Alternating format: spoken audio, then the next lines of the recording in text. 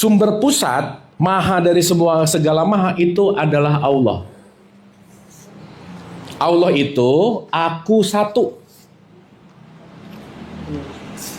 32 ayat 9 dipercikan. Namanya ruh. Ruh itu aku dua.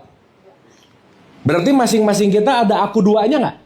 Ada. Aku dua adalah cara untuk terkoneksi ke aku satu nanti. Oke? Dipercikan. Jadi semua kita sebetulnya percikan dari sumber yang sama nggak? Sip. Kalau ngerti ini nggak akan ada berantem. Mau lambangnya A, lambangnya B, mau merah, mau kuning, ngerti itu semua cuman identitas, tapi isi percikannya datang dari sumber yang sama. Makanya chaos, makanya berantem, itu tidak terjadi di aku dua, tapi terjadi di aku tiga, namanya jiwa. Berarti jiwa kita ini programnya beda-beda nggak? Beda. Kenapa? Lahir dari orang tua yang beda, pola asuhnya beda, lingkungannya beda, maka jiwanya beragam pasti. Berarti semakin ke bawah, semakin beragam nggak? Nah, makanya kalau saya bikin piramid, ini di sini aku satu, ini di sini aku dua, ini di sini aku tiga, ini di sini aku empat. Makin ke bawah, makin diverse gitu. Sampai sini oke? Sampai sini oke? Tapi kalau kita ngelihat dengan gelombang tinggi, aku 4 dan aku 3 nggak jadi masalah. Kenapa? Aku melihat aku duanya. Contoh. Saya mau pakai analogi yang gampang ya. Contoh. Kira-kira kalau di depan ada jenderal bintang 4, maaf ya ini contoh aja ya ibu-ibu ya. Kalau di depan ada jenderal bintang 4 sama ada tukang sapu. Kira-kira yang akan cenderung dihormati yang mana? Kenapa? Kelihatan bintangnya, kelihatan apa, betul nggak? Berarti saat aku menghormati gara-gara jenderalnya, aku lagi ada di aku 4 dan aku 3. Jasad. Paham nggak? Ulang. Kita bisa membedakan menghormati dengan tulus kepada jenderal dan kepada tukang sapu. Bisa begitu nggak? Mungkin kalau jenderal yang lewat sampai gini, pagi. Nah, bisa begitu? Tapi kalau tukang sapu lewat, pagi. Bisa begitu? Berarti waktu tadi kita menghormati apanya?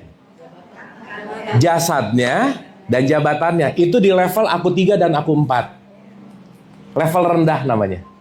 Kitanya di level rendah ya? Iya. Makanya kita membedakan menghormati jenderal sama menghormati tukang sapu. Padahal isinya jenderal sama isinya tukang sapu percikan yang sama nggak? Kalau dua-duanya pagi, ke tukang sapu pagi, nah itu udah di aku 2 namanya. Top. Oke? Bisa dimengerti?